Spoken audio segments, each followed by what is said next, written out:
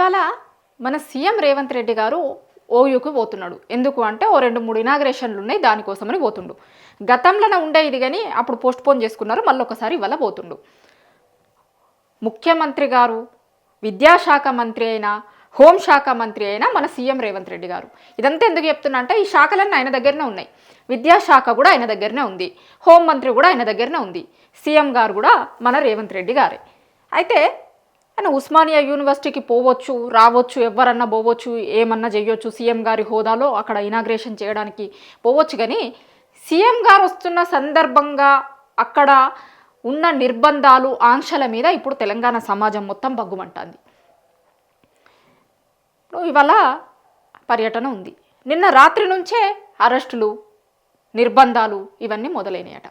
ఇప్పుడు గతంలో ఏం చెప్పిర్రు, ఇదే మన సీఎం రేవంత్ రెడ్డి గారు, మా పాలనలో ఎప్పుడు అసలు నిర్బంధాలు అనేటివే లేవు, ఎవరైనా సరే వచ్చి చెప్పొచ్చు, ఏమన్నా చేయొచ్చు, ఎవరైనా సరే ప్రభుత్వానికి కూడా సలహాలు సూచనలు ఇవ్వచ్చు అన్నారు. మరి ఇలా ఉస్మానియా యూనివర్సిటీకి పోతున్నప్పుడు విద్యార్థులు వాళ్ళకున్న బాధలేందో వచ్చి చెప్తారు, ఎందుకు దానికి నిర్బంధాలు చేస్తున్నారు, లేకపోతే మొత్తం ముళ్ళ కంచెలు, బారికేడ్లు ఇవన్నీ ఎప్పుడు ఉంటేనే తెలుసా. ఇప్పుడు మేము తెలంగాణ ఉద్యమం కవర్ చేస్తున్నప్పుడు తెలంగాణ ఉద్యమంలో ఎట్లాంటి పరిస్థితులు ఉంటున్నా ఇవాళ ఉస్మానియా యూనివర్సిటీకి ఒకసారి బోరి మీరు సేమ్ పరిస్థితులు కనిపిస్తాయి. ఎక్కడికక్కడ నిర్బంధాలు మొత్తం. అప్పుడు కూడా మాకు ఏం చేస్తుండే అంటే రెండు వైపులా మొత్తం బార్కేడ్లు వేసి మూసేటోళ్ళు ఉస్మానియా యూనివర్సిటీకి పోయే రోడ్లన్నీ కూడా. తర్వాత మాణికేశ్వరి నగర్ దగ్గర నుంచి ఇంకొక రూట్ ఉంటుండే, కొంతమంది నడిచొచ్చేటోళ్ళకి కొన్ని రూట్లు ఉంటాయి. ఉస్మానియా యూనివర్సిటీలో చదివే పిల్లలకి బాగా తెలుసు, చాలా రూట్లలో నుంచి రావచ్చు. ఆ రూట్లు మొత్తం కూడా క్లోజ్ చేసేటోళ్ళు తెలంగాణ మూమెంట్ జరుగుతున్నప్పుడు. అట్లా ఇవాళ సేమ్ మళ్ళీ అట్లనే ఒకసారి మొత్తం బారికేడ్లు ఎక్కడికక్కడ లోపలికి పోయేటోళ్ళని మొత్తం చెక్ చేసి మీడియా వాళ్ళని కూడా కొన్ని కిలోమీటర్ల దూరంలో ఆపి అక్కడి నుంచి నడిచిపోమ్మంటారట. మరి మీ పాలనలో నిర్బంధాలు ఉండవు అన్నారు కదా, ఎందుకు ఇంత ఇది? ఇప్పుడు మీరు విద్యార్థుల కోసం 60,000 ఉద్యోగాలు వేసినాము అన్నారు. తెలంగాణలో కాదు, బీహార్లో కూడా పోయి చెప్పుకున్నారు. బీహార్లో కూడా ప్రచారం చేసిరు, తెలంగాణ ప్రభుత్వం నుంచి అఫీషియల్గా అక్కడ యాడ్స్ కూడా వేసుకున్నారు. మరి 60,000 ఉద్యోగాలు ఇచ్చిన తర్వాత విద్యార్థులు ఏం అడుగుతారని ఇంత భయపడుతున్నారు? మీరు ఉద్యోగులకు ఇస్తామన్న ఉద్యోగాలన్నీ ఇచ్చారు కదా, జాబ్ క్యాలెండర్ రిలీజ్ చేస్తారు. మీరు ఆ జాబ్ క్యాలెండర్ ప్రకారం ఎప్పటికప్పుడు నోటిఫికేషన్లు ఇస్తారు. నోటిఫికేషన్లు ఇచ్చిన తర్వాత ఉద్యోగాలు ఇవ్వబడతాయి. 60,000 ఉద్యోగాలు ఇస్తారు, ఇంకో కొన్ని ఉద్యోగాలు ఇవ్వడానికి రెడీ అయ్యారు కదా. మరి ఎందుకు ఆ భయం? ఎందుకు మొత్తం ఇనుప కంచెలు? ఒక్కసారి మీరు విజువల్స్ చూడుర్రి, చూసిన తర్వాత మళ్ళీ మాట్లాడదాం. ఇంకా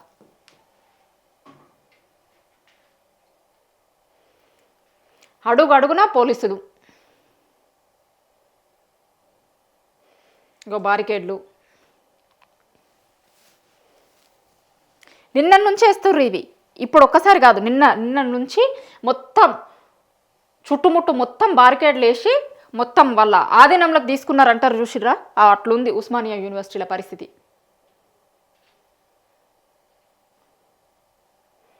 చూస్తురు కదా, మొత్తం ఆపి లోపలికి పోతున్న వెహికల్స్ని కూడా ఆపి ఏడికి పోతురు. ఏంది మీకేమన్నా పాసులు ఉన్నాయా, దేనికోసం పోతురు? ఇట్లా ఇంతమంది పోలీసు వాళ్ళు. చెప్పినా కదా నేను ఇంతకుముందు తెలంగాణ ఉద్యమంలో ఎట్లుండే అని. గుర్తొస్తున్నాయి కదా మీకు మళ్ళీ ఒకసారి? ఇదంతా చూస్తే తెలంగాణ ఉద్యమంలో ఎట్లుండే రోజులు చూసిరు కదా, సేమ్ అట్లనే. అప్పుడు ఉద్యమం అప్పుడు కదా, ఇక మొత్తం ఇట్లనే ఉంటుండే. రెండు వైపులా యూనివర్సిటీ మొత్తం మూసేసిర్రు. మూసేసి పోతున్నాయి వస్తున్నాయి మొత్తం చెక్ చేసి లోపలికి పంపేటోళ్ళు. ఖాళీ ఆ తెలంగాణ మూమెంట్ జరిగేటప్పుడు రబ్బర్ బుల్లెట్లు, బాష్పవాయు గోళాలు ఇవి మొత్తం వేసేటోళ్ళు చూసిర్రా? ఒక్క గవి లేవు గంతే. సేమ్ తెలంగాణ మూమెంటే. సేమ్ తెలంగాణ మూమెంట్ ఎట్లయితే ఉండనో ఉస్మానియా యూనివర్సిటీలో, పాపం కాంగ్రెస్ ప్రభుత్వం మన సీఎం రేవంత్ రెడ్డి గారు చెప్పిర్రు ఆనాటి రోజులు తీసుకొస్తామని. ఏనాటి రోజులు? తెలంగాణ ఉద్యమం అప్పుడు రోజులు ఉండే చూసినావా, అవే రోజులు తీసుకొచ్చిర్రు. ఆనాటి రోజులు తీసుకొస్తాము అని చెప్పిర్రు కదా, వాళ్ళు పాటలు కూడా వాడిర్రు. మనకే చక్కగా అర్థం కాలే. రైతులకి చెప్పిర్రు ఈ మాట, అందరికీ చెప్పిర్రు. కానీ ఆనాటి రోజులు అంటే ఏదో మంచి రోజులు అనుకున్నారు. కానీ అప్పుడు తెలంగాణ ఉద్యమం అప్పుడున్న రోజులు ఉన్నాయి చూసిర్రా? సేమ్ అవే రోజులు మళ్ళీ తీసుకొచ్చిర్రు. వాళ్ళు చెప్పే చేస్తుర్రు. చాలా సందర్భాలలో మనం అర్థం చేసుకోవడంలో తప్పు అర్థం చేసుకుంటున్నామేమో, కానీ వాళ్ళు మేము ఇట్లా చేస్తాం, ఆనాటి రోజులు తీసుకొస్తాం అని యూరియా కోసం ఎట్లయితే లైన్లల్లో నిల్చోబెట్టుడు చేస్తున్నారో, విద్యార్థులని తెలంగాణ ఉద్యమం అప్పుడు ఎట్లాంటి పరిస్థితులు ఉండనో, మొత్తం ముళ్ళ కంచెల మధ్యలో, పోలీసుల పహారాల మధ్యలో ఉద్యమాల గడ్డ ఉస్మానియా యూనివర్సిటీ ఉంటుండే కదా, మళ్ళీ ఒకసారి అట్లాంటి రోజులే తీసుకొచ్చిర్రు. వాళ్ళు చెప్పిర్రు అట్లాంటి రోజులు తీసుకొస్తామని. విద్యార్థులే అట్లాంటి రోజులు అంటే ఏం రోజులు అనుకున్నారు. కానీ ఇలా ఇది అయిన తర్వాత వాళ్ళందరికీ కూడా అర్థమవుతుంది విద్యార్థులందరికీ కూడా అర్థమవుతుంది ఆ రోజు తీసుకొస్తామన్నారు కదా ఆనాటి రోజులు, అట్లా ఉద్యమాల రోజుల్ని మళ్ళీ ఒకసారి తీసుకొని వచ్చిర్రు అని. ఇప్పుడు నిజంగా విద్యార్థులకి 60,000 ఉద్యోగాలు ఇచ్చిర్రు, లేకపోతే మీరు చేస్తామన్నీ అన్నీ చేసిర్రు అనుకోర్రి. ఎందుకు ఇప్పుడు విద్యార్థులు వచ్చి ఏమన్నా అడుగుతారేమో లేకపోతే అడ్డుకుంటారేమో అన్న లెక్క ఇదంతా ఎందుకు? మీరు అన్నీ కరెక్ట్గానే చేస్తే ఇంతమంది పోలీసులను పహారా పెట్టుకొని ఇనుప కంచెలేసుకొని మొత్తం చుట్టుపక్కల మొత్తం ఎవరిని రానియకుండా ఆ పోలీసు వాళ్ళని మొత్తం దాంట్లో దింపి ఎక్కడికక్కడ విద్యార్థుల్ని కావచ్చు లేకపోతే అక్కడున్న అక్కడ వేరే నిరుద్యోగులు ఎవరన్నా వస్తారేమో అని వాళ్ళని కావచ్చు వీళ్ళందరినీ ఎక్కడికక్కడ అక్రమ అరెస్టులు చేసి అన్నీ చేసి ఇవాళ మీరు ఉస్మానియా యూనివర్సిటీకి పోతున్నారు. ఎందుకు? విద్యార్థులు వచ్చి మీకు అడుగుతుండేనేమో. ఇప్పుడు మాది ప్రజాస్వామ్యం, ఇందిరమ్మ పాలన, ఇందిరమ్మ రాజ్యం అని చెప్పారు కదా. విద్యార్థులు వచ్చి వాళ్ళకున్న ఏం సమస్యలునే మీకు చెప్పేటోళ్ళు, మీ దగ్గర నిర్బంధాలు లేవన్నారు కదా, ఏం లేవన్నారు కదా. నార్మల్గా వచ్చి కలిసేటోళ్ళు, మీకు ఉద్యోగాలకు సంబంధించిన మెమరాండం ఇచ్చేటోళ్ళు, మళ్ళీ ఏం చేసేటోళ్ళు వాళ్ళు వచ్చి ఒక వినతి పత్రాలు ఇచ్చేటోళ్ళు కదా. అంత ఫ్రీడమ్ కూడా లేకపోతే ఎట్లా? మీరు అసలు నిర్బంధాలు లేని పాలన అన్నారు కదా. నిర్బంధాలు లేని పాలన అంటే ఇదా? ఉస్మానియా యూనివర్సిటీ మొత్తం ఎక్కడికక్కడ ఇనుప కంచెలేయించుకొని పోలీసు వాళ్ళని దించి పొయ్యి ప్రోగ్రాం చేసుకొని వచ్చుడు మీరు చెప్పిన పాలననా? నిజంగా ప్రభుత్వం విద్యార్థుల పట్ల విద్యార్థులు అడిగిన హామీలన్నీ అమలు చేసిందనుకోండి, ఎందుకు ఇట్లా చేసుకొని పోతున్నారు? మరి దాంట్లోనే అర్థమవుతుంది కదా. ఇప్పుడు మీరు ఏం చేయలేదు, పోతే విద్యార్థులు ఏమన్నా అడుగుతారేమో నిలదీస్తారేమో అనే భయంతో మీరు ఇట్లా మొత్తం ఇనుప కంచెలు వేసుకొని పోతున్నారు అని అర్థమైపోతుంది. నిన్న నుంచి ఉస్మానియా యూనివర్సిటీ మొత్తం ఇదే పరిస్థితి. తెలంగాణ ఉద్యమం రోజులలో ఎట్లాంటి పరిస్థితులు అయితే ఉండనో అట్లాంటి పరిస్థితులు ఉన్నాయి. మొత్తం టెన్షన్ ఉన్న వాతావరణం కనిపిస్తుంది ఉస్మానియా యూనివర్సిటీలో ఎక్కడ చూసినా కూడా.